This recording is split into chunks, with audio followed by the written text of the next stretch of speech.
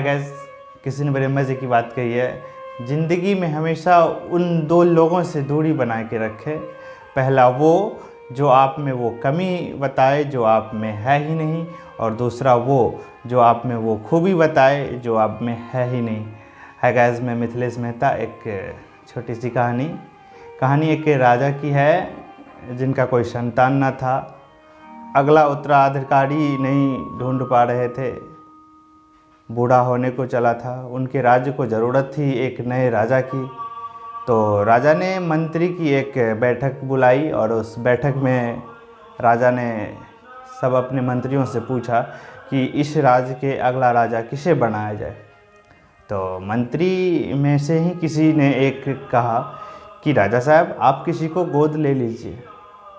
तो उसी मंत्री में से किसी एक दूसरे ने कहा नहीं नहीं नहीं, गोद लेने की कोई बात नहीं है, बस राजा साहब आप अपने इच्छा से इन सभी मंत्रियों में से किन्हीं एक को चुन लीजिए और उसे राजा बना दीजिए। फिर उनके बाद किसी तीसरे ने कहा कि राजा साहब कंपटीशन रख लीजिए। राजा साहब को ये भी बात थोड़ा अच्छा लगा, तो राजा साहब ने कहा चलो ठीक है, ये बात ठीक है, चलो कंपटीशन तो नहीं, बस एक सिंपल सा इंटरव्यू होगा जिसमें हम सभी से बातें करके ये समझ लेंगे कि कौन इस राज्य के राजा बनने के लायक है, फिर मैं सिलेक्शन कर लूँगा। ठीक है, ऐसा ही हुआ। ये सारी न्यूज़ पूरे राज्य में, पूरे शहर में, पूरे गांव में, पूरे कस्बे में फैल गई। धीरे धीरे सभी के कानों तक पहुंच गई। तो ढेर सारे लोग आए भी, अपना अपना इंटरव्यू दे के राजा के पास से लौट गए। उसी गांव में एक सरोज नाम का लड़का था जो गृहस्थीगिरी किया करता था। उस तक ये बात पहुंची तो सरोज ने सोचा क्यों ना मैं भी राजा के पास जाके राजा बनने का इंटरव्यू दे आऊं। तो उन्होंने ऐसा सोचा और अपने पिताजी से पूछा कि पिताजी मैं चाहता हूं अपने राजा के पास जाके राजा बनने का इंटरव्यू दे आऊं। तो पिताजी ने उनसे बोला क्यों नहीं, जाओ, लेकिन मुझे नहीं लगता कि ये कुछ अच्छा बात बन पाएगी, पर तेरी इच्छा है तो जा सकते हो, जाओ। तो सरोज ने राजा के पास इंटरव्यू देने के लिए जाने की तैयारी करने लगा। लेकिन सबसे बड़ी समस्या ये थी कि सरोज के पास कोई ढंग के कपड़े नहीं थे। मैले कुचेले पेंट, फटी शर्ट से उसे ऐसा लग रहा था कि मैं राजा के पास जाऊंगा इंटरव्यू देने तो राजा तो देखकर ही मुझे निगलेक्ट कर देंगे। इस बात की समस्या उसके माथा में घूमने लगा। वो सोचा अब क्या करूं। तो फिर बड़ी मुश्किल से उनके पिता और उनके परिवार वालों ने मिलके कर्ज लेके, उधार लेके सरोज के लिए एक अच्छा सा जैकेट बनवाया।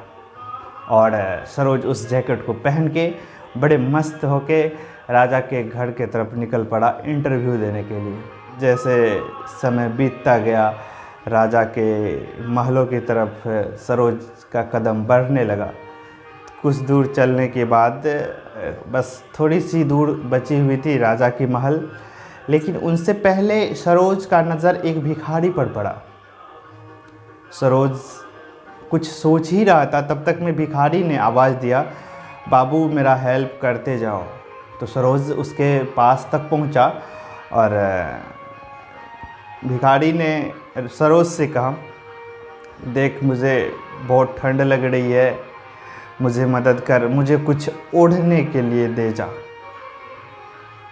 अब तो सरोज के सामने एक बड़ी समस्या आ गई कि इनके पास तो कुछ ज़्यादा पैसे थी नहीं और ना ही कुछ और जो उसको दे सके, बस खाने के थोड़े बहुत राशन थे, जिससे कि उस भिखारी का तो कोई मतलब था ही नहीं, क्योंकि भिखारी ने मांगा कि एक ओढ़ने की चीज़ मुझे दे जाओ।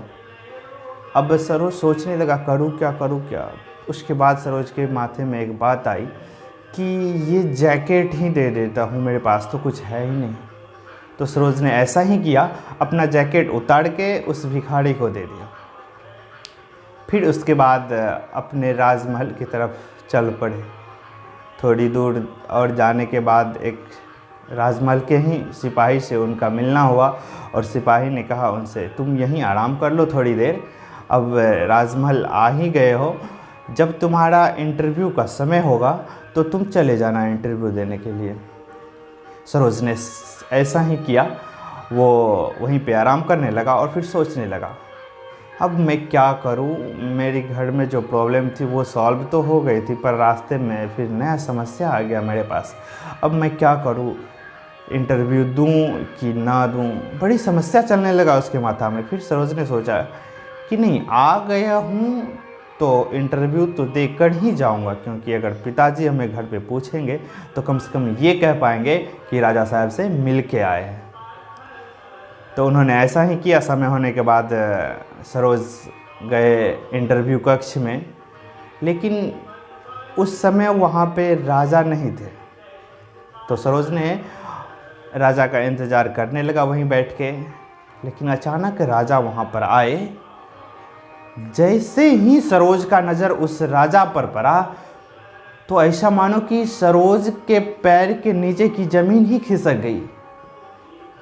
सरोज को समझ नहीं आ रहा था कि आगे मैं क्या बोलूं, अब हो क्या रहा है ये, क्योंकि वो राजा वही थे जो बाहर सरोज का जैकेट भिखारी बन के मांगा था। अब सरोज के समझ में नहीं आ रहा था ये क्या हो रहा है, ये राजा है कि फिर वो जैकेट बाहर बैठ के मांग रहा था, मतलब उसको समझ ही नहीं आ रहा था हो क्या रहा है। तो फिर सरोज ने बस इशारों में ही राजा से पूछने की प्रयास किया कि आप वही हो ना जो बाहर में, मतलब वो भिखारी के रूप में। तो फिर राजा ने कहा, हाँ हाँ हाँ बिल्कुल वही हूँ मैं, जो मैं बाहर भिखारी के रूप में भीख मांगा करता था और तुमसे जैकेट लिया। तो फिर सरोज ने कहा, क्या राजा साहब, आप भी जो है ना, मतलब ये क्या सिस्टम है, अभी आप बाहर भिखारी बन के भीख मांग रहे थे, अभी आप राजा बन के मेरा इंटरव्यू लेने आ गए, ये क्या है, ऐसा क्यों?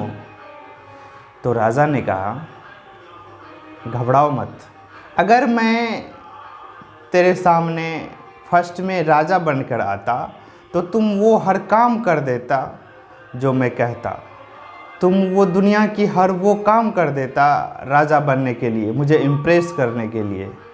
इसलिए मैं तुम्हारे सामने सबसे पहले एक भिखारी बन के आया, क्योंकि मुझे तुम्हारी कैरेक्टर को जानना था, तुम क्या हो तुम्हें जानना था।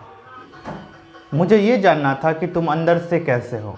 सर्दी का मौसम था, वहाँ भिखारी ठिकुर रहा था, तुम्हारे पास सिर्फ एक जैकेट के सिवा और कुछ नहीं था, और मुझे नहीं लगता है कि तुम्हारे घर पे भी और कपड़े होंगे, शायद ये भी बड़ी मुश्किल से तुम लेकर आए होगे।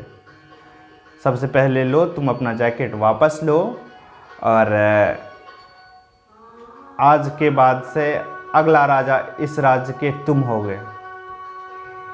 तो सरोज ने कहा, राजा साहब ये कैसी बात है, आपने तो मुझसे एक भी सवाल भी नहीं पूछा, और ये कौन सी सिस्टम है अगले राजा घोषित करने की। और राजा ने कहा, जो आदमी दिल से अच्छे होते हैं, जो बिना किसी स्वार्थ के दूसरों की मदद कर देते हैं, बदले में उन्हें कुछ भी नहीं चाहिए, और जो अपने पास ना होने के बाद भी दूसरों को मदद करने के लिए तैयार हो जाते हैं, वही इंसान सबसे अच्छा इंसान कहलाता है। और मुझे अपने राज्य के लिए एक अच्छे राजा की ज़रूरत है, एक अच्छे इंसान होना चाहिए, वो मुझे मिल गया, इसलिए तुम आज के बाद इस राज्य के राजा हो। हमारी ज़िंदगी में ये कहानी सबसे बड़ी बात सिखाती है कि हम अपनी ज़िंदगी में चाहते हैं कि सभी लोग हमसे प्यार करें, सब लोग हमें चाहे, सब लोगों के सामने मेरा नाम हो, लेकिन सबसे पहले आप ये सोचें कि क्या आप सबसे प्यार करने के लिए तैयार हैं। अगर बनना है तो सबसे पहले एक अच्छा इंसान बने। हाय गाइस, मैं मिथिलेश मेहता। आज मैं फिर से कहना चाहूँगा वही बात कि अपने दोस्तों के साथ, अपने सगे संबंधों के साथ, अपने परिवारों के साथ, अपने भाई बहनों के साथ बांटना है तो प्यार बांटिए। ज्ञान तो हम हर किसी के पास है, अगर बांटना है तो प्यार बांटिए। मैं आशा करता हूँ कि आप सबों को ये वीडियो अच्छा लगा होगा, तो प्लीज़ इस चैनल को सब्सक्राइब करें, लाइक करें और कमेंट में ज़रूर कुछ लिखें।